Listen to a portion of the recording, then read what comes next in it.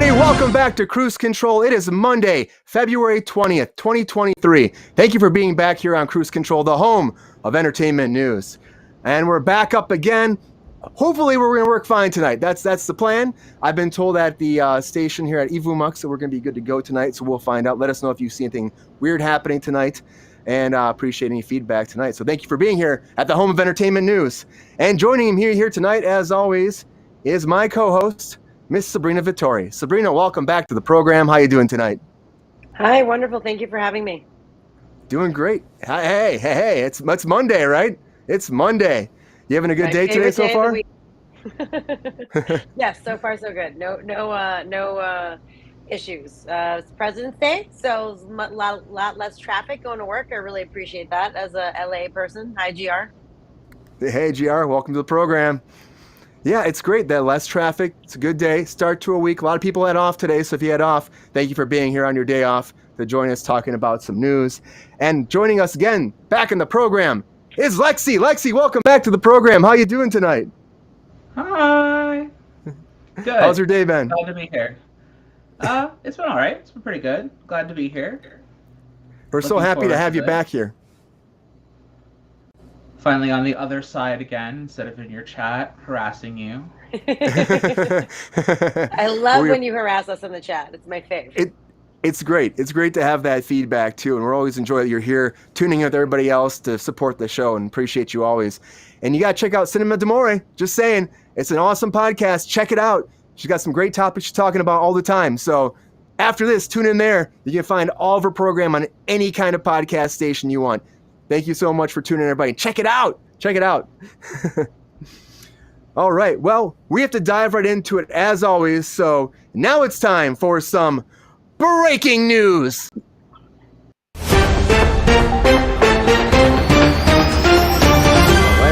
right. So here's hoping we go well tonight. So starting off, I have to start with some sad news.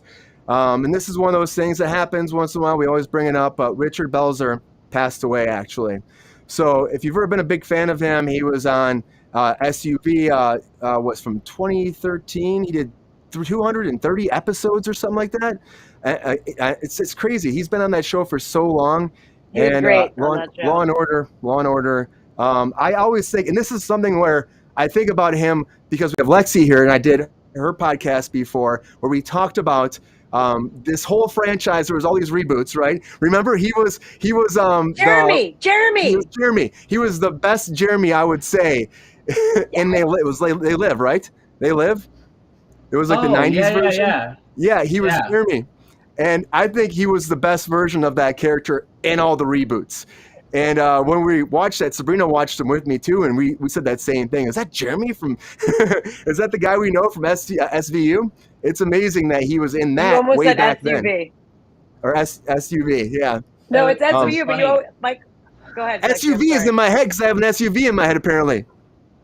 I was like, I don't know who this guy is when he died, but it popped up on my phone, and then I saw Law and Order, and I immediately was like, oh, I know exactly who it is. I could picture his face in my head in 2 seconds flat. I was like, that guy was like an institution on that show. I'm like, he's been there forever. And I was like, so as soon as I saw the name and I saw the age, I was like, oh, I know exactly who it is. Like, no question. Like 230 episodes. And he started out doing stand-up apparently, and then he got his big break there, which is wild. I never think him doing stand-up, but then again, maybe with his dry sense of humor, it would work out really well. He had a really, he had the most, on Law and Order, he always had a lot of jokes, but it was like the most dry humor it could possibly be. Well, it's a really sad day. No one else could sell that shit. Yeah, that's a really sad day that we lost him. But, he was a big talent, and honestly, if you watch that show at all, you know who he is. It's really sad we lost him now, but he left a lot behind.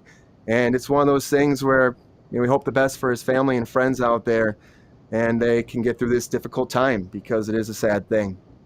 One other thing happening in the news is the program Duster is moving forward. And now if you probably haven't heard of Duster, well, Duster is one of the first projects that J.J. Abrams is working with HBO Max. So it's one of those things where he signed for, I think it was like 9 deals, like 9 projects.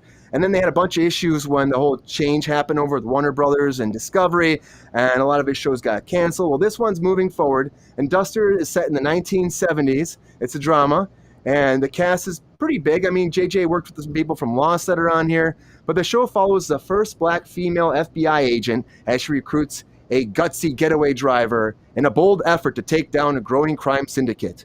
There's going to be 8 episodes, and it's going to be debuting this spring, I guess. And this, like I said, it's his first project of 9 that he's doing, which is insane. But JJ's finally getting a project moving forward. And with that moving forward, something going away is the Mighty Ducks. That's right, the Mighty Ducks is canceled at Disney Plus. And this is not a shocker to me. They did 2 seasons. Okay, they did 2 seasons of the Mighty Ducks. And apparently after the first season, the ratings were so abysmal, they were like, well, we probably shouldn't do more, but why not? We'll do another one. So they gave him a second season. It didn't go well for Emilio, the Mighty Ducks guy, I swear to God. And it's so sad that it went away for him, but again, it wasn't doing well for Disney. And so why do you move forward? Iger apparently came back. You know, he's been trying to like clear all the fat and try to save money for the business. So it makes sense that this is something that just went away. And despite getting 2 seasons, it's gone. And with it going away, we also have Poker Face coming back. Now, if you've checked out Poker Face on Peacock, this is Ryan Johnson's project, and they've done 10 episodes already. And apparently, they're moving forward with the season 2. It's a very early revival for this, a very early renewal, I should say. And it's got 99% fresh rating on Rotten Tomatoes. So it kind of makes sense that we'd be moving forward with this. I mean, it's doing that great. So keep it going. Some Poker Face from Ryan Johnson. And with that coming back, something going away is, which I heard this in like Blood and Treasure. Apparently, Blood and Treasure is going away. Well, it was already on CBS, got canceled, got picked up at Paramount Plus, did a second season, and they said, well, it's done. Now, this is supposed to be a series billed as Raiders of the Lost Ark mixed with the Da Vinci Code, and it followed Danny, a former FBI specializing in stolen art and antiquities, and LEXI, I like that, I saw it, and LEXI, a cunning art thief who teamed up on unexpectedly to find themselves instead of a 2,000-year-old battle to cradle civilization. And I saw Lexi and I thought of Lexi. I'm like, hey, we got Lexi on the program tonight. So, this program, I haven't heard of it before, but I mean, Paramount Plus tried to bring it back. They did 1 season. Again, they had problems because they were shooting during COVID, and they had to shut down, bring it back, shut down, bring it back. When it finally came back after buying it back from CBS, didn't do too well. And so it goes to the wayside. Yeah. What do you think about that premise? Doesn't sound that good, right? Besides the name, right? Great name. But they tried. They tried, and they never make very good adventure shows. Like Indiana Jones is just such like a quintessential. Like it's so well done, and it's not a very hard formula. It seems like it should be easy, but I think it's really about finding a really good lead, because it's about the charisma of that character, because the rest of it just will fall into place as you go along. Same with the Mummy franchise. Brendan Fraser did an excellent job of like the charisma. I think Chris Pratt can carry that in those roles at those moments if you want to use him. I'm not a fan of him as a person, but it doesn't mean he's not competent in those kind of roles. But I think as TV shows and that kind of stuff, it never works. And I think when you bring the art and the Da Vinci Code kind of stuff into it, it just kind of gets fruity, and it's not. I'm not watching that. You want adventure, or you want like the art intrigue kind of side of it, and you want it to either be serious or fun. You know. Yeah. I guess you could do like another National Treasure. You could bring a TV show with that if you really wanted to. But they have that Lexi on Disney Plus, and it did not do well. You know, and the fact they're trying to snowball that into a movie. They brought Justin Bartha back for that. They're like, we can have him tied together and eventually get Nick Cage back. But like, honestly, I watched like the first couple episodes. I tried, and it just fails. And again, it's the character though. Like you're right, Nick Cage was great in the National Treasures. Yeah. You had Brendan Fraser, and he was great in The Mummy. So you need to have that good cast. And that show really didn't have it, so it went to the wayside. So they tried to Paramount Plus, but apparently not moving forward. No more of that. I think it's about youth as well. I think you need a good young lead. I think if you go and try to capture the older people and have them try to do it again, it doesn't work as well. They got to be young and sexy and fun all at the same time. It's got to all kind of come into place all at once. So all those people at the peak of their everything, their peak of their sexy, their fun, their acting, all of it all comes into place. And one of our jukebox here said that it was garbage. I believe it. I believe it. If you saw it, let us know what you think about it. I wasn't sold by the premise either, and I saw it and I was like, whatever, they tried. Paramount tried. Well, it's gone. And this also goes down to the whole thing where, Paramount is combining with Showtime, or then Showtime's disappearing, and so they're cutting things constantly. So it's just one of those things that just had to go away. So it's gone. And with that going away, something coming back is The Outer Banks. So The Outer Banks apparently is coming back to Netflix. So this treasure hungry group of friends, which I guess is a treasure thing. It's kids though. This show is coming back. It's renewed for a 4th season. I didn't know they had 3 seasons, but a 4th season's coming back. It launched its 3rd season on February 23rd. So, or it's about to, I should say. It's about to launch it. So it's the #1 English language television series globally on Netflix top 10 for 4 weeks. So it's been doing great. It's hit in top 10 in 74 countries. So apparently it's a no-brainer for them to bring it back. So Outer Banks, I'm going to check it out. It's coming back for a 4th season, everybody. If you haven't heard of it, Netflix is bringing it back for some more. And something else going away is Disney Plus is taking away Big Shot. That's right, Big Shot's going away. And, I saw this before. Again, it's about a father coaching his daughter. I think we're having some difficulties with Sabrina there. We hear her open microphone, Sabrina. So the decision to renew this title, we're having some, sorry, buddy, we got some dogs barking for you. The series followed a temperamental basketball coach named Marvin, who is Stamos, John Stamos played this part, who is fired from his job at the University of Wisconsin, and he relocates to California to coach his girls' basketball team. And so they did a couple seasons, but again, this is the same thing that happened where they were talking about, again, it fell under the whole Disney Plus thing where Disney Plus was like, they had this, they had Mighty Ducks, they both didn't do well the 1st season, they still brought them back for a 2nd season and give it one more try, and it didn't work out. So Iger said, we got to get rid of these shows, we got to cut the fat, so Big Shot's going away, unfortunately. If you were a fan of this, you're a fan of Stamos, unfortunately it's going away, everybody. So it's sad to see Stamos lose his job, but it didn't do well. I mean, it had a good premise, but what are you doing? And the Marvels is being pushed. The Marvels is being pushed in November. So this is one of those things, too, they're shaking their schedule up a little bit. I don't know why they're pushing it, but they're pushing it. This Brie Larson led project should be good. Hopefully we bring all of them back. I don't know. I'm kind of torn about this one. I'm kind of torn about this project. Lexi, are you a big fan of Miss Marvel? Are you a fan of the Disney Plus show, the movie? What do you think about this project moving forward? I am not a fan of Brie Larson, and I'm not a fan of the movie at all that she comes from. Not a fan. I didn't watch the Miss Marvel series. It just didn't interest me, and I usually like the kid stuff. Because, I do like kid stuff. I watch a lot of kid stuff, so I'm usually, I'm a big Teen Titans fan, that kind of stuff. So I would think I'd be more into that kind of thing, but no, just didn't appeal to me. Didn't really sit with me. I never even heard of this movie until you brought it up to me today, to be perfectly honest. And when I read the premise, I looked into it and saw more about it, saw what it was. So I was like, what even is this? Yeah. And I was interested in the fact that they are combining a bunch of stuff. I'm not familiar with the African American girl's character at all. I've never even heard of her. Well, she is like a spinoff. They used her in Doctor Strange, but she's supposed to be an alternate version of her. Yeah, pretty much of Brie Larson's character. So she's like a multiverse version. Okay. She came from WandaVision. I didn't see that movie. Yeah. Okay, I didn't watch either. I saw WandaVision, but I didn't see the Multiverse of Madness thing. So that one I didn't watch. But yeah, I don't have any interest in this anyway.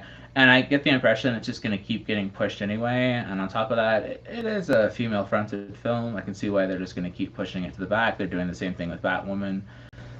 There's kind of they do slide those things back a bit more and more and more, Yeah, it seems like these days. It just happens. They're probably doing some more reshoots or something. They try to tie it in some way. There might be some changes that they just want to incorporate into this because it is a big female-led movie that they're going to be pushing coming this year still. And it's I think it's their next one pretty much after, they have Guardians still. They have Guardians, and then this comes out. So maybe they're also making way over the summer. They want to do a fall movie, so they're going for this for the fall.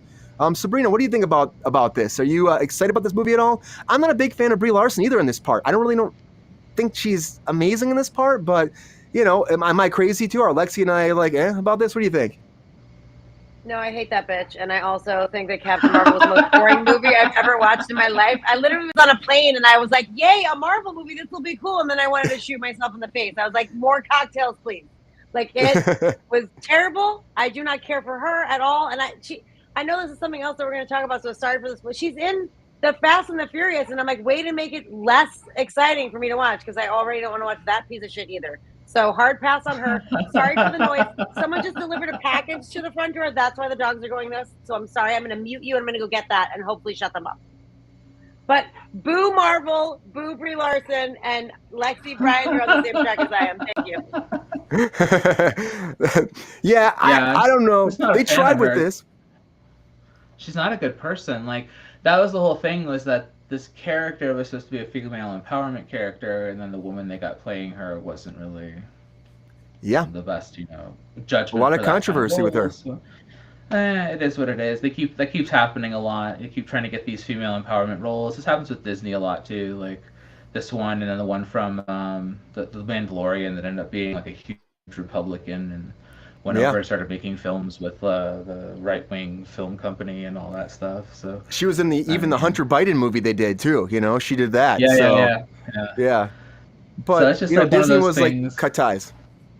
Yeah, I mean, I respect that they cut ties, but then also they cater their films to China. So who are we to say? How does it really work? Yeah. I don't know. I'm not really stoked about this movie though. Like, of course, what you're saying too, and I tried to watch the Miss Marvel TV show, but I really didn't get into it. Again, I feel like I feel like it's meant for younger generation, and they're gonna be pushing that character to the, So I tried to watch it. It was okay, but people like really went crazy about it. But I was like, I don't think it was for me, So I hope the best for the movie. Hopefully, it's good. Again, at the end of the Miss Marvel series, her and Brie Larson switched bodies. So I guess wherever she went in the universe, Brie Larson appeared in her body, and I guess they're going to have a Freaky Friday type thing happening in the actual movie. I don't know how that's going to work. I don't know. It's like Marvel's Freaky Friday. So I'm not really stoked. Every time I hear something new about what Marvel's doing, I just stop. Yeah. Just stop. Oh, are you serious? That is even more off-putting. I literally want to jump off a bridge. It's going to be a Freaky Friday situation? Like, are you kidding me? I'm 100% honest about this. This is true. The hardest of passes. It's like Freaky Friday. I cannot right now. No. Freaky Friday. Marvel, let's do this. With the package in my hand, I sprinted. I was like, I need to get back there to be like, what the actual fuck? Like, this is actually happening. I can't. I cannot. That's offensive. It's true. Yeah, but we'll see. The Vince Vaughn Freaky with the girl from Ant-Man. I would rather watch that than this, honestly. Yeah, that movie looks no one awful, knows what I'm talking about because it's also a weird Lindsay Lohan, Jamie Lee Curtis situation. But like a year ago, and it's Vince Vaughn going into a teenage girl's body, and he's a serial killer. Seems much more interesting than what you just described. That movie. I know what you're talking about. Yeah, I would say more interesting. Much more interesting. But speaking of, you said Ant-Man, right? So speaking of Ant-Man, I want to talk about it just briefly. Just briefly. So Ant-Man's out, as we know. So it's made 120 million opening weekend. So it's projected to make about 95 to 100. That's what everybody was saying. Well, it broke 120 worldwide. I think it helps that it opened in China. A lot of Marvel movies weren't opening there. This one, it opened there. Again, we talked about Wakanda Forever opened over there. So they've been finally letting more movies open there. It's all movie to movie. Yeah, it's great, right? I mean, of course, I worked on this. I have some stories about it. We'll get into it some more because I don't want to spoil it. Lexi hasn't seen it yet, and I'm still giving people another day. We'll talk about it more tomorrow. But one fun story, I guess, just off the top, because it's been in the trailers. So if you watch the trailers, there's a scene with like a million Ant-Men, a million Paul Rudds running around the scene. And let's just say I worked on that. So let's just say I was in there wearing that Ant-Man costume. So there's a lot of cool stuff that I got to do on this project. And I can't wait to talk about all of it. Now that it's actually out there, I can say a little bit. You sign those Marvel NDAs, you can't say anything. But it was cool. We went to a casting crew screening, and I got to, see my name in the credits. It was pretty cool. So, yeah, if you check it out, it's a fun movie. I know people are trashing it, but just sit back and enjoy it. It's a sci-fi movie. It's fun. It's wild. It's out there. It's a lot of blue screen. For the record, they're always hard on Ant-Man anyway. He's always kind of the black sheep of the Marvel universe, and he's my favorite character, so y'all can fuck off. Yeah, that's Thank what I'd you. say too. Everybody, all the haters, fuck off. Just sit back and enjoy the movie for what it is. He's a guy that gets small and then gets big and then gets small. Come on, you Right. know? He's You played by need a to look out for comedian. the I little mean, guy. Look out for the I little always say guy. that I always say this about Ant-Man. Ant-Man is the only franchise in Marvel that still understands what a superhero movie should be, and that's that they should be fun. Yeah. And that's why you should watch these movies, is that they're fun. When they get all serious and drowsy, downers, it's like, who wants that? Like, they're supposed to be fun, It's like, that's why I like Ant-Man. They're just fun. So I'm really excited to see it and I'm sorry I haven't seen it yet. I feel like I should have seen it before I came on your show and I let you down, but I've had like a super No. busy week. So. No, it's fine. It's fine. No, a lot of people haven't seen it, and I say go next weekend to get more, revenue for the project. Because the more people that show up next weekend, the better it can do, because it shows that it has staying power. So it'd be good if more people go see it next weekend. So if you haven't had a chance, check it out. Check it out. GR says I hope it's better than the second one. It is better than the second one, GR. I think it totally is. This movie is very much about family. And that's really the whole thing, Don't it's Dominic family, Toretto family, me, family. Brian. Don't you Well, do it. I was gonna say, as we talk about the family aspect, though, I want to talk about the Fast and the Furious. So, Fast and the Furious 10 trailer came out. It's coming out in May. They had this during the Super Bowl. We haven't had a chance to talk about it. It blew up YouTube. Everybody's going crazy about this trailer. So I figured we had to talk about it. We just had to talk about it. So we finally sat down and watched it. And I gotta say, I'm not really. It's more the same, everybody. It's more the same. And look, it's more the same, right? Mm-hmm. It's a lot. Like the fact that I just want to say that car at the end, when the car flies out of the plane and lands onto two cars, and it doesn't stop right there. No, it keeps going. And then they shoot two hooks in, and they lift the car in the air with two helicopters, but the car can pull the helicopters down and they make them explode. He Again, revved his motor. He can do anything. That is Dominic Toretto's Charger, and it can defy physics and gravity, and you respect that car. It was built by his father. Family. That's right. I think even John Cena worked on it, so that's 3 Torettos. John Cena is there. That is correct. Yeah, John Cena. John Cena's his brother, dude. How much do you believe that? Really, honestly, well, Lexi. They had to get some former wrestler in it in some way, right? Because The Rock had to keep fighting. How much does Jason Momoa look like a wrestler girl? Like, really? He's like he looks straight like off the top ropes, bro. I cannot with him. He does, but he also looks like there's a lot of shots in this trailer. I'm like, are you CGing his face somehow? Like, what's happening with him's face? So weird. I don't know. It looks kind of weird sometimes. I'm like, are you trying to make him look younger? Is that what this is? Are these flashbacks? Or is this just like something bad you did with makeup on set? I don't know. Again, this is Fast and the Furious. It's the same shit we always get, cars flying through the air, talks of family. I mean, even the trailer starts out with them doing a barbecue, which I laughed. Family. Right. Yeah. Family. They mentioned family at least 5 times in that trailer. It's like we know already. In that trailer. Yeah. We get it. And the best part is his son is a completely different child yet again. Like, he's got 3 different kids now in every single film. Like, I'm worried about my kid. I got your kid. You're like, let's stop. Don't bring family into it, sir. Please don't. That's for us to do. And I love how it's like the end's the beginning. It's like the first one, then there's going to be 11, too, and 11's going to end it. But, I mean, will that really... It's not 11, because remember, it's part 1 and part 2 of 10. That's true. They can't make, like, sequels. They just gotta, I really hate that 10A shit. I and really 10B. hate when they when they end a film series and they really just make it 2 parts so they can cash in as much as humanly possible. Mm-hmm. Just make it part like this and part whatever. Like, we'll accept it. I'm fine with there being 11 of them. It doesn't have to end on an odd number or an even number. Like, that's fine. We're a Fast and the Furious family here, and we love these films, even though we know they're shit. They're all shit, but they're agree. fun. And they are fun. The thing is, that's why you watch them. They're fun. And I'm a big car person, so they're fun. But wait, Lexi, I have a direct question. How did you feel about them traveling into space in the last installment? Well, see, 9 was shit. 9 was really bad, and it was a really poor use of bringing back the characters from Tokyo Drift, who I've been demanding they bring back. I've been wanting him back like forever, because that was my favorite one, was Tokyo Drift. But and 5 is honestly the best of the series, hands down. But like, this trailer fell flat.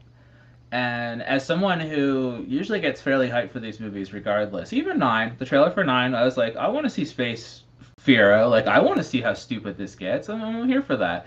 This just really didn't have anything that made me go like, ooh, or anything like truly outlandish. It didn't even give me a fresh, ludicrous line. It didn't give me like anything to really pay off of. I'm very happy that Stamos is back because at this point, Stamos really is the highlight of the series.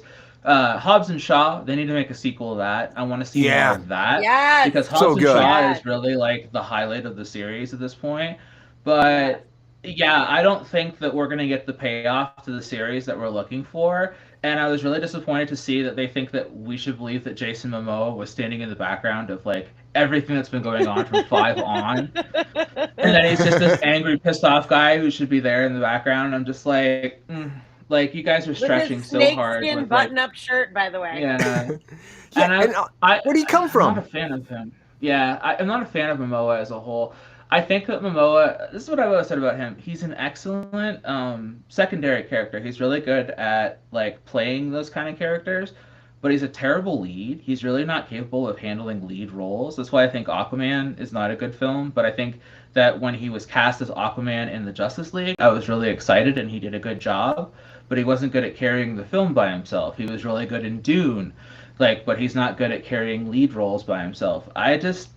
I'm not sure what to do with him. I'm never sure how to feel about him. I'm like, I've seen him do really good roles.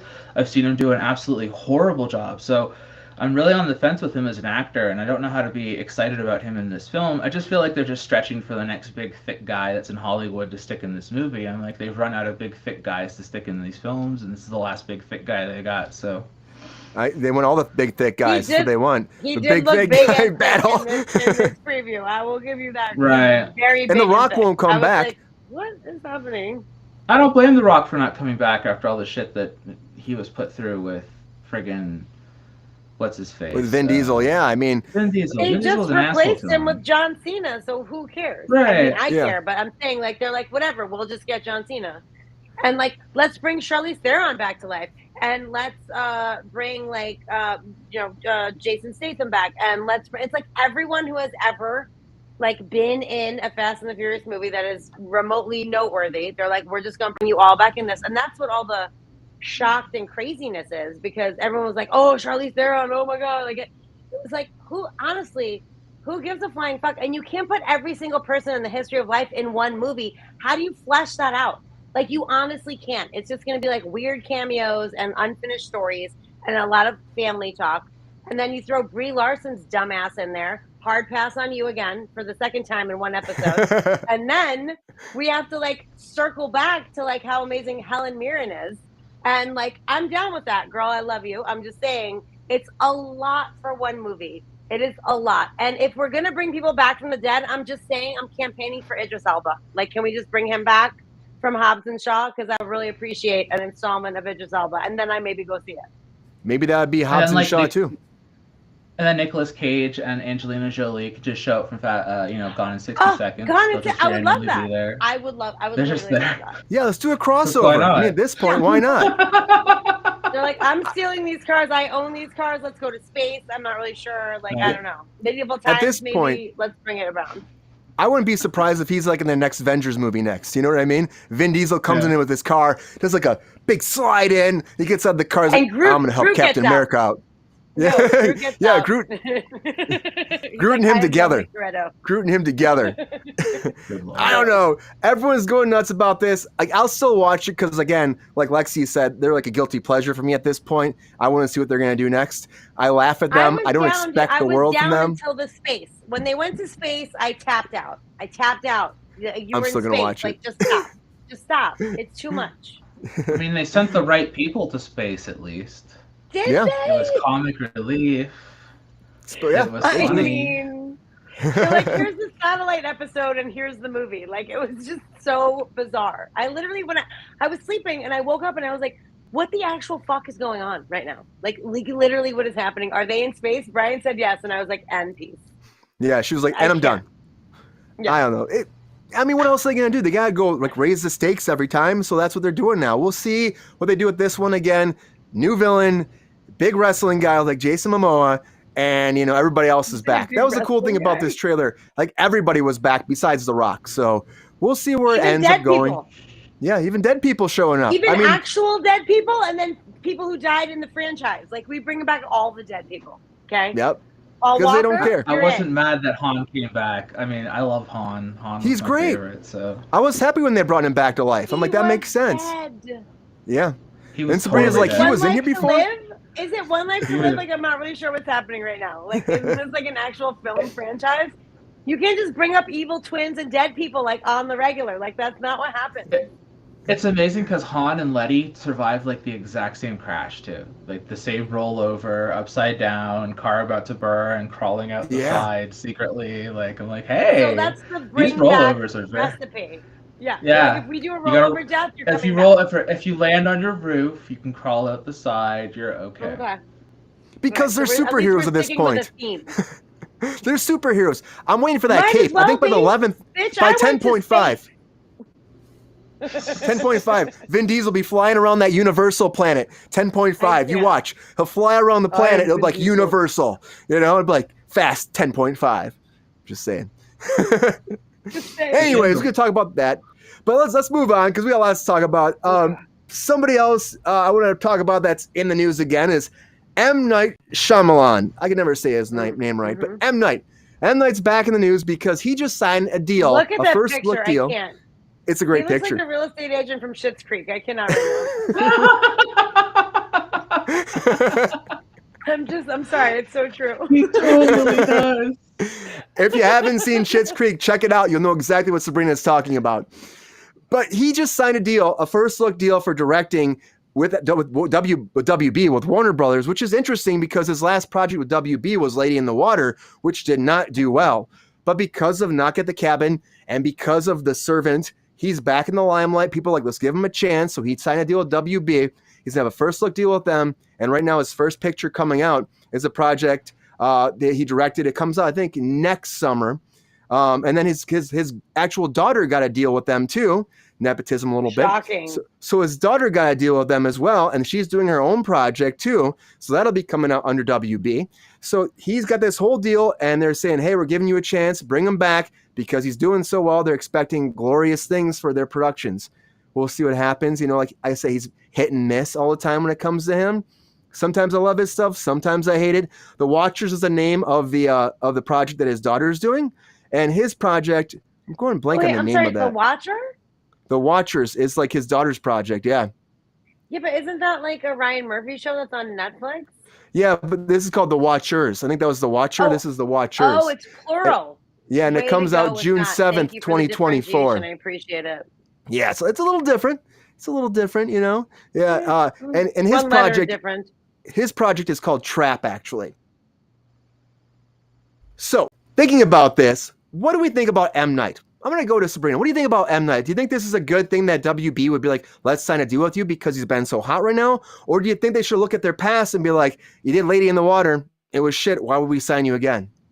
Honestly, like I agree with what Rachel said. She's like, I'm so over him. And like, he is, I was so over him until The Servant. Like The Servant is really good and I look forward to it. And at this season, actually not so much, not loving it. But the previous 3 seasons leading up to it, I was really, really hooked on it and couldn't wait. Oh my God, with the pictures, Brian, I cannot with this guy. It is too much. I had fun with this today. Anyone who's listening to this on audio, you're really missing out because this is epic. I was over him, like 100% over him, like 100% over him. But I then got into The Servant and it gave me a little bit of faith. To be fair, it was created by someone else, Tony Bascalp, I believe his name is. And so like M. Night is very involved, but it's not 100% his. So that does give me a little pause, but I am going to go see Knock at the Cabin. And if that is worth a shit, then I can get behind WB on this deal. If it's not, then they're fucking nuts in my personal opinion. Yeah, I mean, I'm not sold on it. I really am not. But Knock at the Cabin looks good. Lexi, what do you think about this? Are you a fan of M. Night? Are you excited to see that he has a new deal with WB? I mean, multiple projects, so you know there's going to be a lot M. Night coming forward. Or are you like, this is a bad idea for them as a company, and I don't need any more, M. Night in my life? M. Night Shyamalan is the General Motors of fucking directors. Like, how many more government bailouts does this guy need, and like chances does he need? How many failed projects does he need to put on the market that go under, factories that just keep completely shutting down? And like it's like the guy has like so many failures under his belt. How come they just keep giving him a chance, like over and over and over, when so many other directors don't get these opportunities? And he has so many like fails under his belt. And But like, he had two really, really, really good movies that they're willing to, for some like, reason, yeah, give him let's just keep the slapping ring. Academy Award winning director. Like, the guy was an Academy Award director 20 fucking plus years ago. Like, I get it. True. He won like at the start of his career. His other good movie was before that. You know what I mean? Like, I mean, this guy is he's done not. shit. And I like Lady in the Water, but I'm aware that there is not a fan base for the film, and I'm not going to sit here and defend it when he has such a large catalog. I mean, this idiot thought he could make down to earth, real life based superhero movies. I'm sorry, Unbreakable's garbage. The entire thing with all of that Split was garbage. The final 3 films that he brought together when they had their big superhero battle was the most pathetic waste of anybody's time I've ever seen. I'm like, his R-rated film that he finally released, the Happening with the plants, some of the worst acting I've ever seen. Some of the that was so bad. One of the best. So what? I think it's the plants I've ever seen. But like, how do you have such great actors with such bad acting? I'm like, I love John Leguizamo. How did you get such a bad performance out of him? I'm like, I saw this guy play Clown in Spawn, and he did an amazing performance. I'm like, you can clearly get good acting out of this guy in shit films. So how is it that you had all the backing in the world and just keep producing garbage after garbage after garbage? The Avatar film, like, it's one of the most hated films ever made. Oh yeah. Like, but yet they just keep backing him and backing him and backing him. Oh, let's give him another chance. Let's give him another chance. I'm like, what do we keep giving this guy another chance for? Why does this guy keep getting hailed as this great? The Last Airbender. Avatar: The Last Airbender. Like, it's one of the most hated films by fans of Avatar: The Last Airbender. Like, that was him. Yeah, I know that was him. Like, there's just so many things that this guy has not succeeded in, and we just keep allowing it over and over and over. What's his next failure? What's he gonna do next? It's like, well, I guess that was fine. It's like, it's not fine. It's not fine to keep backing somebody who never has success. I'm like, whose pocket are you in? Whose friend are you? Like, why are you given so many opportunities? The Servant is really good, Lexi. And that might be, but like, he has like a trail of just destruction behind him. It's true. Leading up to that, and every director who is given opportunity after opportunity after opportunity eventually is going to make something good. Like, how could you not when you have those many opportunities handed to you? So how could you not produce something at least watchable once in a great while? Like I said, I have seen him produce some things. I know that there is some degree of competence in there somewhere here and there. Nothing he's ever made is truly ever original or whatever. It's all based off of one thing or another. But I don't know. I think this is a terrible investment on Warner Brothers' behalf, and I think they're going to shoot themselves in the foot with this. Like, good luck. Good luck. Let's Good luck. We'll see let's what see if happens. he gives you another. What was that one that he did where the kids came over to stay with the grandparents? That's probably one of the most abysmal films I've ever seen in my entire life. Like, I didn't even see that one. Let's not talk. Cabin in the Woods. We did watch that. It was called Sundowners or The Visit. I think it's called The Visit. Oh, The Visit. Yeah, The Visit. But it's about sundowning disease or sundowners disease or something. Yeah, I think you're right. But it's like about, where the grandparents go ape shit and fuck around at night. And do fucked up shit, right? It's about a little white kid pretending to be like a rapper. I'm like, well, he walks around with a handy cam filming his grandparents have like fits. I'm like, who do this fucked is up not shit. a film. Like, this is not a film worth my time. Old has some of the worst acting I've ever seen in my Oh, entire life. Old is Oof. bad. You are Old, yeah. not a What good is director. happening? You're not a competent director. Your themes don't go anywhere. Your twists don't have good twists. I'm like, I actually thought he would have been a good forerunner to take over the Twilight Zone. That was a good position for him to be That in. makes But sense. I don't think that he's good for continuing to direct these fucking movies and give him all this money. Like, it's a waste of time. You Yeah, go ahead, Warner Brothers. You keep wasting money. You keep wasting money on Harry Potter and this. You go right ahead. I know. We're gonna get to talk Harry Potter in a second here, but first I want to talk.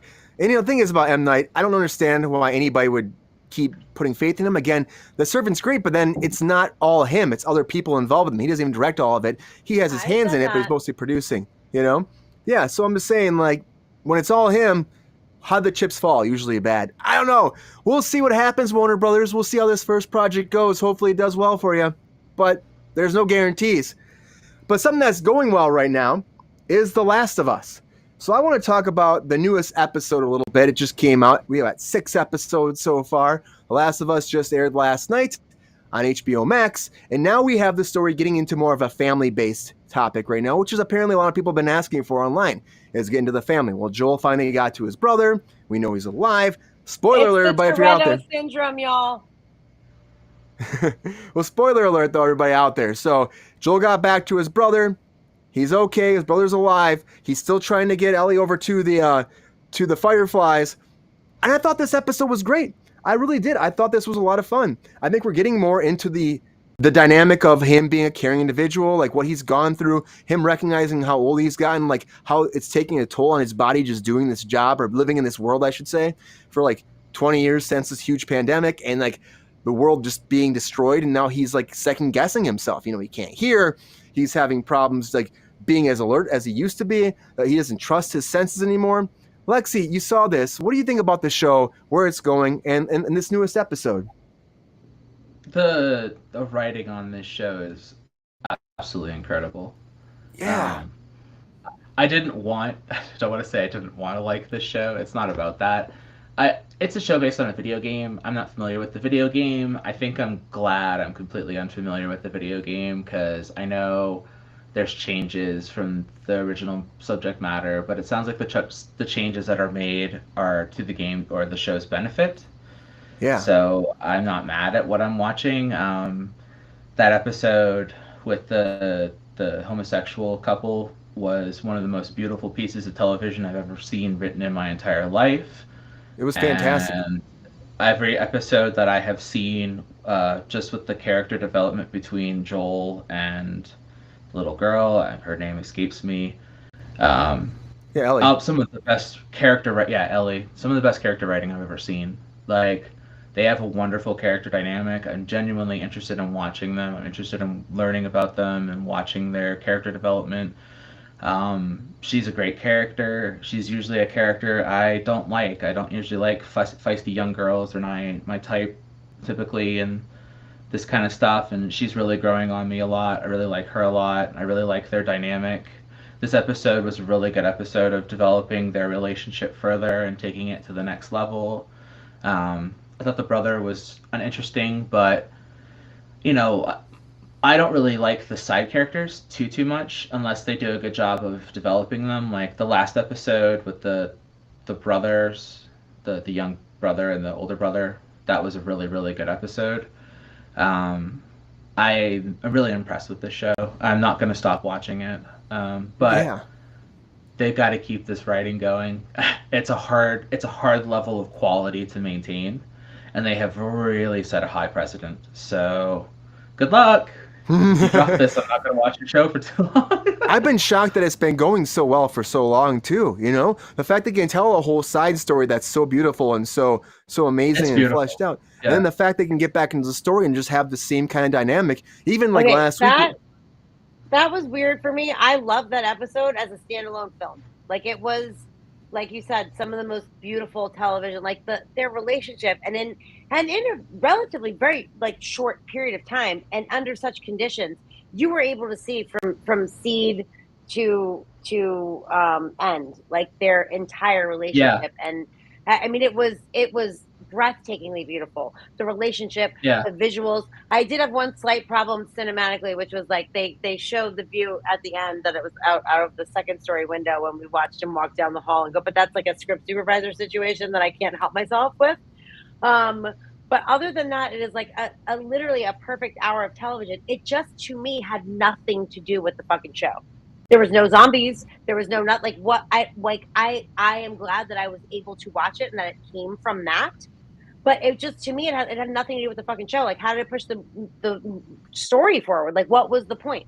Like to know that okay they knew them and they were going to get resources from them. Like it just seemed like an odd way to go about that. I don't disagree that like that it's amazing and beautiful and I fucking loved everything. I cried like a little bitch at the end of it. She Like cried a I lot. straight up cried like a baby. Like it was It's so gorgeous. sad. I just seemed like it was like not part of the show. I was like, I don't understand why you're tearing my heart out and pissing on it in front of me. Like I'm just trying to have a Sunday here, people. So, like it was a lot. So the best zombie stories, the best post-apocalyptic stories, are the stories that are able to focus on the humans and not focus on the zombies. The zombies should be the catalyst, not the focus of the story. I And agree. so this show is doing a wonderful job of the zombies exist and they are out there and they are an external threat that is causing you to have to behave a certain way. But the show's focus is on the human elements and the human stories, and so that's what you're there for. And if you're there for zombies and that kind of shit, it's not really like your kind of jam. That's why I like George Romero so much. George Romero is my favorite director because he's not a zombie director. He's a director who uses zombies as the catalyst to tell human stories. And I think that that's like what's most important. I think that's where, Walking Dead loses its way, is when it stops being about those human stories and it starts being about the zombies, because the zombies are not.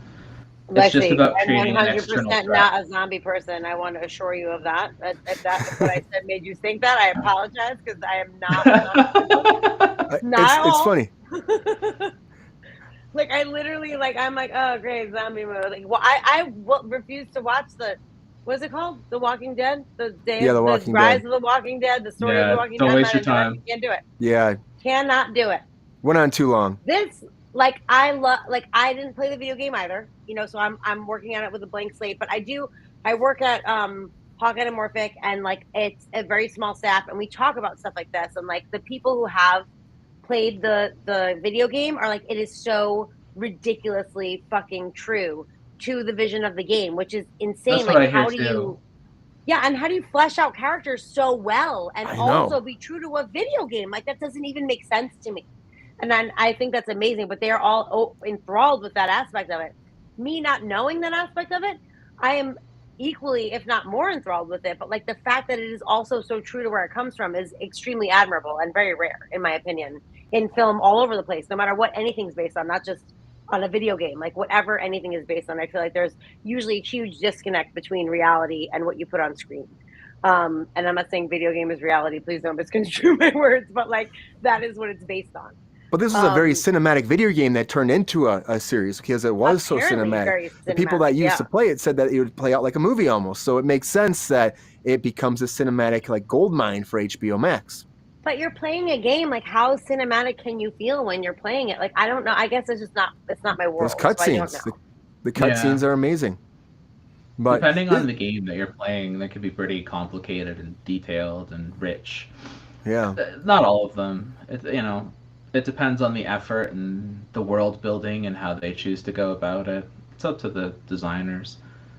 To be fair, like my idea of a video game is like Zelda or like totally Super Mario. Still waiting for that Zelda movie. Still waiting. I was gonna say we're all still waiting for a Zelda movie. If they gave a budget, like a nice Lord of the Rings budget to a Zelda film, and actually get like a proper live action Zelda film, it could be awesome. Epic. It could be an amazing film. They just need to Rupert do it Grint right. should be Zelda. Come on, Nintendo, make this happen. Yeah, if you actually have like a Lord of the Rings budget, mm-hmm. It would be amazing. Budget into a Zelda film, people would love it. It could be an amazing film. They're just scared to invest in films after that Mario Brothers film, the live action one from back in the day. They're just so scared. They're gonna see how this one goes, the new one that's coming out with that. That's Yeah, not but Nintendo though. That's it's not. I Sega. know, but Sega still, are like it's a bold. video game They take movie, risks. and now this. That's Maybe true. after That's Mario true. Brothers, they'll give it a chance, you know. But Mario Brothers isn't Sega live action, so who It's not Sega knows? has really always lining been up. bold with their stuff. They're always going to take a risk. There's no company riskier than Sega. Like a film company. But The Last of Us, I think, is a fantastic show overall. This new episode was a lot of fun, a lot of heart. It really had played up the father and the son, or the father and the daughter dynamic, which I think was amazing to see, like them kind of falling into that, because it kind of hinted at that before. You know, he lost his daughter, and she's kind of falling into that mold, and he's worried about losing her, like he lost his daughter. So he doesn't trust himself because, in a way, you know, he lost his daughter on his own watch. So he thinks the same thing is going to happen, I think, in his mind. So he has these panic attacks. He's worried about the loss he's already had around him. He doesn't trust himself. So to me, it's really a great dynamic, and they really started pushing that this episode. And so I'm excited to see where it goes forward. Of course, again, spoilers, he gets stabbed, but I don't think he's going to die. You know, I just think it's a way of switching the dynamic so that she has to watch him as opposed to him caring for her a little bit. I think it's just going to change a little bit. And he got stabbed in the games too, so it's tying into that as well. And he didn't die in the games. Spoiler alert. But I know. But we'll see. It's a great show. I'm excited about it. We got to move on, though, because we got to get to our featured story tonight. And now it's time for our featured story of the night.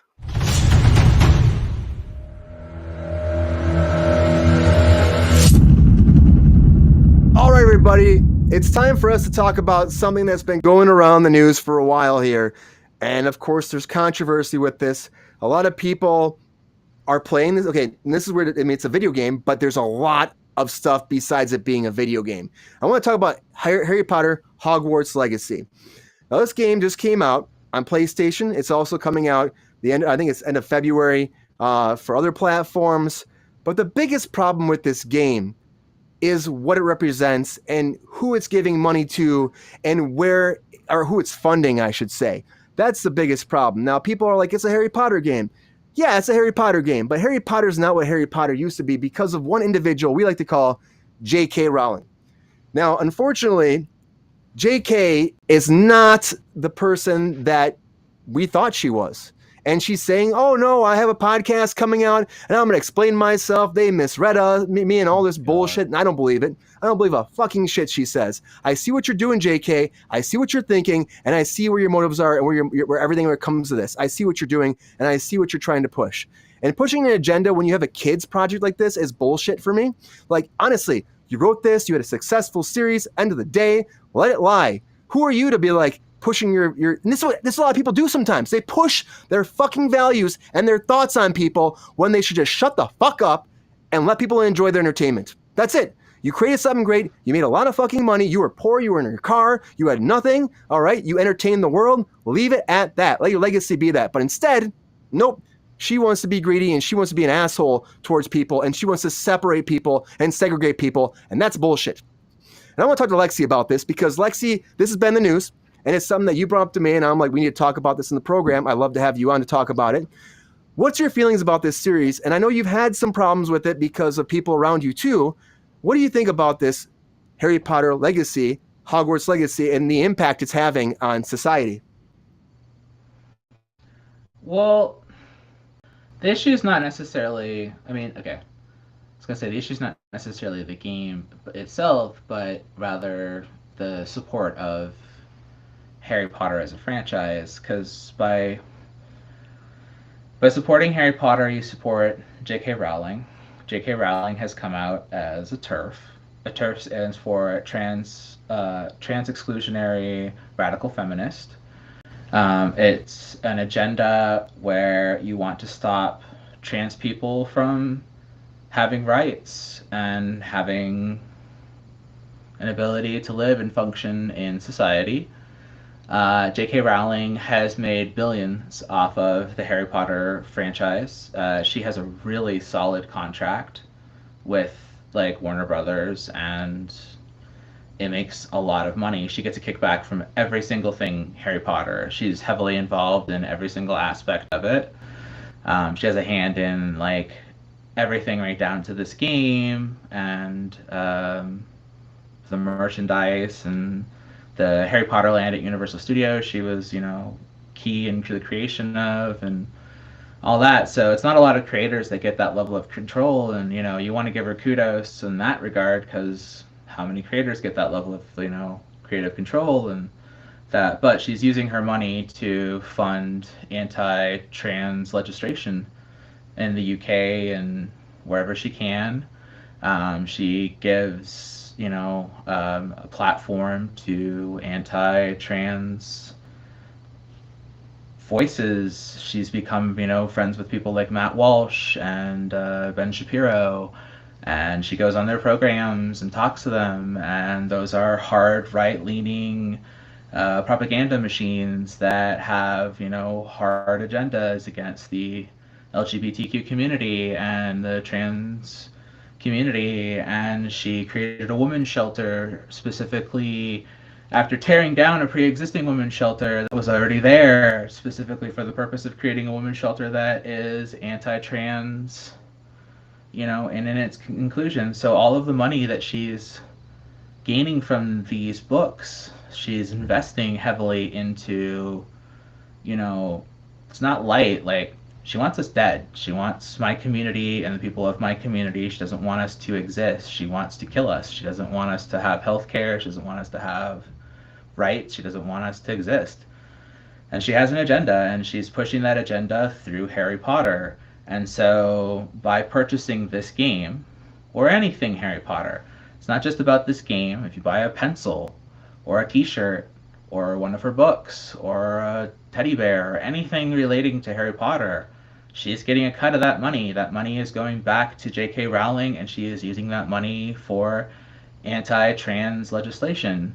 On top of all of that, the game itself is incredibly anti-Semitic. It is full of anti-Semitic content. The goblins that she has created in the Harry Potter world are directly based off of anti-Semitic artwork from the Nazi era. The drawings that they used for anti-Semitic rhetoric are direct copies of how she's designed her goblins. The game is about going and collecting slaves. They use literal Jewish artifacts in the game as goblin artifacts. There are a lot of people in the Jewish community who are very angry about this. One of such is Jon Stewart himself. So it's not just a few angry, individuals on Twitter. Like, there are celebrities who are angry about this too. Her books are full of racist character names. Her books are full of racist content.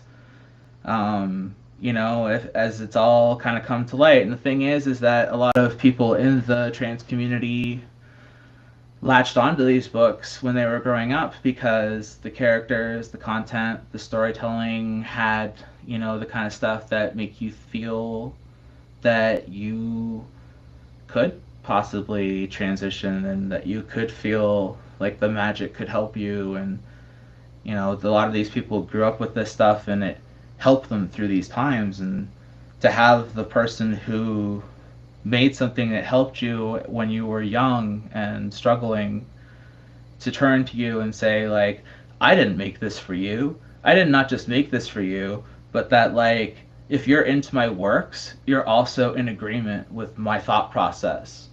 And if you like me and you like my work, then you agree with me. And I'm going to go on Twitter and I'm going to keep making these statements. There's a YouTuber that I follow. Her name is Jessie Gender, and I'm just going to keep pimping her anytime I get the opportunity to. Please go watch her content. She's done a wonderful video series about this and how she uses her money and how she influences people with her power and what have you. But the thing is that the game itself has become kind of a stepping stone for controversy because people were like, don't buy the game. And it's like, yeah, don't buy the game. That is correct. Like, excuse me. Oh, you're all good. It's not about don't buy the game. We're not telling you what to do. What we're saying is that as members of the trans community, if you buy this game, you're not supportive of us. And that you can't call yourself an ally if you're still investing in and supporting Harry Potter, and that for us as trans people, and for other people too who are trying to take a stand against this, for the Jewish community, for anybody who's been stepped on by J.K. Rowling and in these moments, that this work of fiction has now become, it's become sort of a catalyst of hatred, and it's a tool that's being used now. And if you think that in the coming months, when the election starts coming up, that people on the right are not going to start using Harry Potter imagery on their Trump marches and their shit like that, be shocked, because it's coming. Because it has now become a tool of the right, because they are using this game as an excuse, because we are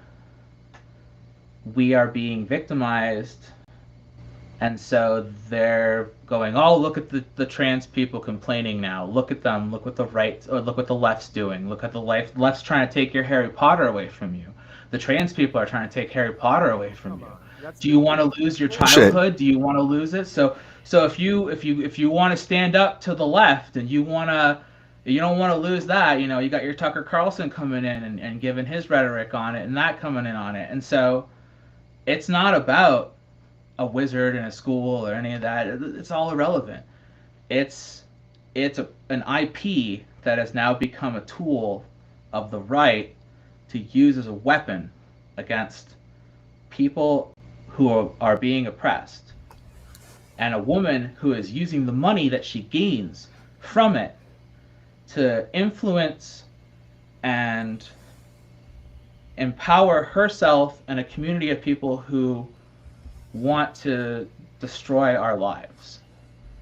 And if you invest in Harry Potter, you are not an ally of the trans community. And if that's okay with you, have at it, man. Play your Harry Potter game. Do your thing. That's cool. You can have at it. We don't need you anyway. That's cool. But if you want to be an ally and you want to be with us, you have to give up your Harry Potter. And we're sorry. It should never came to this, so Lexi. Like I said before, how did she? It's like she's always had this agenda before, and the idea of taking your agenda and pushing it on your people and your fans and stuff, when you've been so successful making this series, right? And how, like you're saying, how many kids grew up watching this and loving these characters, reading these books, falling in love with it, and thinking that she's representing all of us. I mean, and that's the problem. Right. And all of a sudden she's like, no, fuck this group of people. Like that's not right. It's not right. And I don't understand how people think that you create something like this, and then you all of a sudden you can just have a voice to tell people, no, you shouldn't be like this. It's ignorant. It's fucking ignorant.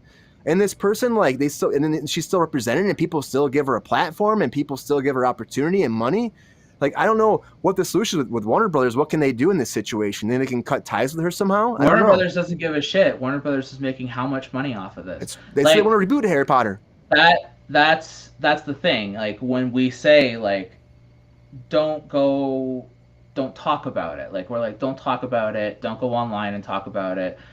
The thing with the live streamers, if you're familiar with Hassan Piker is a major YouTuber. He went on and he did a live stream, and in his live stream he said, we're gonna pass all of our money that we earn from this live stream on to a transgender community. That's great. That's great that you want to donate the money from it. You're still talking about Harry Potter. You're still talking about the game. The point of it is that when you talk about the game, Warner Brothers hears about the game. Warner Brothers goes, cool, profit. All they see is profit. They're a major studio. They're not going to see that profit from M. Night Shyamalan, but they're going to see it from Harry Potter. So, because Harry Potter is a multi-billion-dollar franchise, and as long as they know that they can keep turning out hats and shirts and video games and shit with Harry Potter on it and whatever, they're going to keep doing it. And as long as you keep buying it, they're going to keep doing it. And as long as they keep doing it, she's going to keep getting a cut. And every time she gets a cut, She's going to take that money and she's going to go to the government and she's going to invest in further, infrastructure to stop us. And she's going to start more podcasts where she can go on and spew more nonsense. And she's going to write more bullshit books. She has a whole other book series that nobody talks about. That's an entire anti-trans book series. And she's going to keep, having the freedom to be a bad person while she lives in a literal castle in Scotland or wherever the fuck it is, while she, is handed all this money from what is essentially a racist, anti-Semitic book series where she takes a bunch of Jewish people that run the banks and treats them like shit, and has a bunch of slaves that treats them like shit, and takes Asian people's from 2 different languages and sticks their names together and creates half-cocked names and just offends a bunch of people, and nobody questions it, nobody says anything about it because, oh, there's some magic and candy, and the candy makes you sick, and who fucking cares? Like, I don't give a shit. And, like, I didn't give a shit about Harry Potter anyway. I'm a 40-year-old person. Like, I don't give a fuck about Harry Potter. This was not for my age group to begin with. Like, I never cared about it anyway, so it didn't affect me to begin with. But I completely understand and respect, like, a younger generation of kids who grew up with this. I watched this become what it became. Like, I watched it grow into the multi-billion-dollar franchise. So, it is what it is. You can disagree with me if you want, Chris. Your kid could love the game if you want, but it does mean that you're not an ally for purchasing the game. It is what it is. You're investing money into her things. Every time you buy something for Harry Potter, you're investing into anti-trans legislation. And that's final. It is what it is.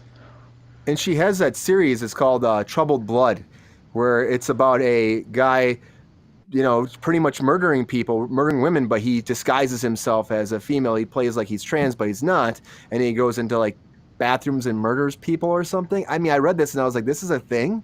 This is something that she created? Yeah, that's a book she wrote. She did that. Yeah, back in 2020. Yeah. Yeah. Can you just give me that recap again? It's a serial killer who dresses as a woman, and so he can carry out and murder other women. Oh, that makes perfect sense, because in 2022, she was very upset that in Scotland they were going to make it legal or okay to change your gender assigned birth at after you've had a reassignment surgery and have lived in your new gender for 3 months. And she is very upset about that, because one of the reasons, which I thought was fucking hilarious, is that I shit you not, she cited 90% of changing room offenses, like changing room assaults. Like, by the way, how many times do you go to a changing room anywhere that it's unisex? Okay, never. She's like, in a unisex changing room, that's where 90% of assaults happen in changing rooms. There are no unisex fucking changing rooms. Like, what are you even saying? Like, and even if they want, like, they're family changing rooms, which if anything's happening there, then it's happening with your family, and that goes back 100% not what she's saying. Whole different story. Because a trans person who is reassigned to be a woman that's actually a man is going to come in and insult a woman who's a woman or a man who's a man. Like, it literally makes no sense. Like, I read it and I was like, I read it 4 times and I was like, I don't fucking understand what you're saying. Like, I really don't understand what she's saying. It's because that by social standards, a woman is a sexual object first, and they are a procreation object secondary, correct? That's how it works. So if a woman transitions into a man, obviously, right? Because why wouldn't you want that? You want the power, you want the dynamic, you want those things. You're giving up the ability to procreate, but obviously you want those dynamics. A man who chooses the action of transitioning into a woman, clearly the only action that they are trying to create is to sexualize themselves. So the course of action that a man who becomes a woman is taking is to sexualize. And therefore, a trans woman is sexualizing themselves, and therefore their actions are only going to be sexual because there is no ability to procreate. No, but it's not even, I don't think it's sexualizing themselves. I think it's like it's allowing themselves to become more of a predator disguised as a woman. which is But the that's the most tone thought deaf and process. ridiculous fucking thing that I've ever heard in my life. Yeah, But that's the it's thought insane. process of Honestly. the right. Like when you listen to people like Matt Walsh and you listen to people like Ben Shapiro, that's the rhetoric that they're feeding. Is that by the definition of the social standard of what a woman should be, by the hard right leaning standard, that a woman is a sexual object first and an object of procreation second, that a man who chooses to turn into a woman is obviously only choosing to be a sexual object. And so their only action is to be sexual, and therefore all their actions going into a woman's bathroom is to sexually engage with whatever's in there, is to sexually engage with whatever's out there. All we are doing So is going, I'm just a absurd. big old whore. The big old Yeah. whore running Big around old trying to whore. sexualize everything. I know plenty of whores who aren't trans, by the way. So let's Yeah. dial that theory back, okay? I mean, as a matter of fact, most of the whores I know aren't trans, okay? Yeah. So fuck off, suck a dick, and get your shit together, lady. Like I cannot with her. I cannot. I'm How so do you- frustrated. She somehow escaped all of this, like back in 2019, 2020, like when it first kind of came out. But like I don't know. I read this most recent thing that she did. The most recent, like she actually, I might alert people to this. She has her own website, and then she has a part of her website that is called "In My Own Words." And In My Own Words can hang herself with what she says. It's actually, I read Twitter stuff and I read this but then I read In Her Own Words, and it made me like her 100% less. So if you have any questions about how you feel about this person and how she is behaving, I think you should read what she says in her own words, because it's pretty fucking damning, honestly. In Her Own Words made me feel uncomfortable. It made me feel confused, and it made me feel appalled by the fact that you think it's okay to say this shit in your own words in 2022 because you are who you are. Go fuck yourself. It's exactly what you just said, Sabrina. It's because it's like who she thinks she is, and that's what it comes down to. She's like, I made Harry Potter, so I'll bow down to my I'm not ideals. trying to be a cunt, but you lived in your fucking car. It's not like you're I was born to royalty. I've lived my whole life rich, and I feel like I've lived a different world than anyone else. Like those people I can almost understand, because you don't know what it's like to be one of the regular people around. You know what it's like. You lived in your fucking car. You know what it's like to be a regular person. Stop being a fucking cunt, please, and thank you. I lived in my car too. I lived in my car in the streets of Vegas. But you're also not being a giant cunt bag. You know what I'm saying? No. My point is like, super rich people who have never, like, who have been handed everything and have no idea what it's like to be like, a person who's had to work for a living, a person who's had to, like struggle with stuff, like someone who has had everything handed to them. That's not who she is. It's also the Even problem, though she though. lives that life now. Sabrina, it's also the problem, though. That happens in Hollywood a lot. People are like you're an actor or you're a creator. Like, why are you pushing my values on me? A lot of people, or your values on me. And a lot of people say that too. It's like, and this is what causes problems in Hollywood and in entertainment in general. Is like people like taking it a step too far. At the end of the day, like, who are you to be pushing your values on the world? Who are you? Honestly, who are you? Are you affect the world now? You can affect the world though. And you can cause so many problems for people that just be by tweeting one thing or doing one thing, because you can let your asshole values get out there. We had GR just posted. He goes, that also works on the good side as well. It can. But that's where there's this gray area that causes problems when actors or creators or producers or entertainers step forward and do this. It's like your voice is so strong sometimes, and they don't think about it too. Or maybe with her, she does think about it. She's like, in the back of her mind, she's been wanting to push this agenda for a long time. She thinks about it and then puts it into a 3-page essay in her own words. Like, it's appalling. It's fucked up. Actually, I literally the girl that I talked about. Go ahead. Like the girl I talked about, Jessie Gender too. Mm-hmm. She has a subscriber count of like 3,000 or 300,000 subscribers. That's not a small count. No. But remember, she's 3,000 subscribers on YouTube, right? Yeah. But I mean, when you think of who J.K. Rowling is in comparison to this trans girl, 100%. She spent her entire Christmas break being attacked by J.K. Rowling. And J.K. Rowling has now had Ben Shapiro and Matt Walsh and all these people rallying against her. And now these people are on their shows using their platforms to attack a 300,000 subscriber count trans girl. Those people are not gonna ruin her life. anyone who's watching any of those programs is not subscribed to her YouTube page. You know what I mean? No, but I'm they're not but they're saying that finding makes it her and they're okay, harassing her now, and that's the thing. which It's is like All right. they don't have to subscribe to her to find her Twitter and harass her on her own yeah, terms, you're and 100% right. find a way to harass her on like whatever, like, and now she has to deal with, because she spoke out and was a voice for our community.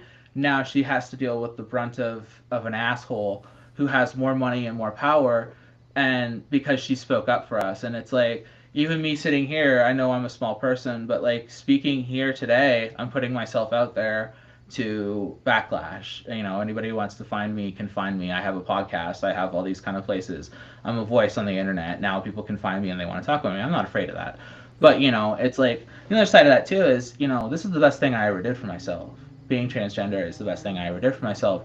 It's not easy. It's not fun. It's not like, wee, I love transitioning.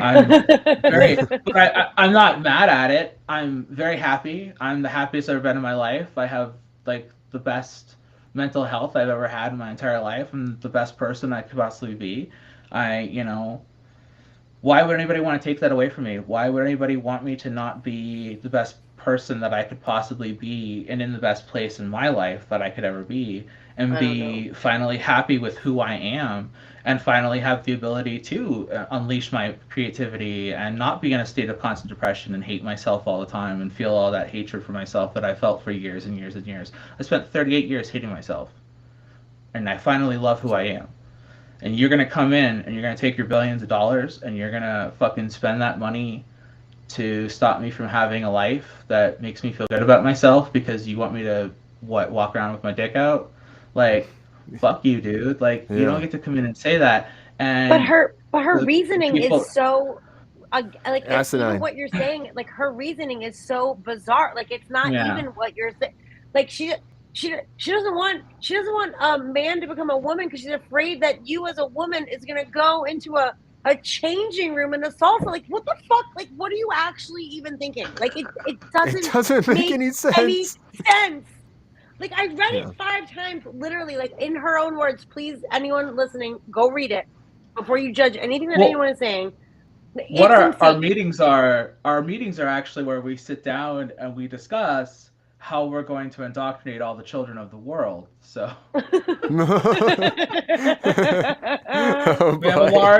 we have a large through Harry Potter, right? Through Harry Potter. Week, all the broomsticks C's, and Quidditch. all the C's. Little Caleb is next on the list, right?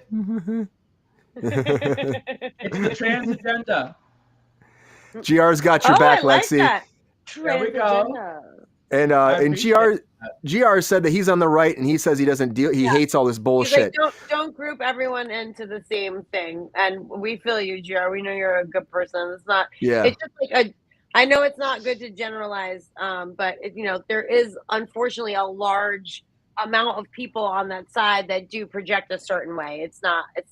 And I agree with you. We shouldn't generalize, but it's just unfortunate that this is even a conversation at all. It's unfortunate period, for anyone anywhere. It's 2023 and we're talking about this. It doesn't make any sense to me. And also, the fact that she keeps getting fuel. I just want to make a light point. Mind your fucking business, okay? Yeah. It has nothing to do with you. Mind your fucking business. It's just good neighboring. It's just good existing. Mind your fucking business. Okay? If it doesn't affect you, let's not worry about it. Thank you. Whatever happened to do unto others as you want yourself? Whatever happened to that?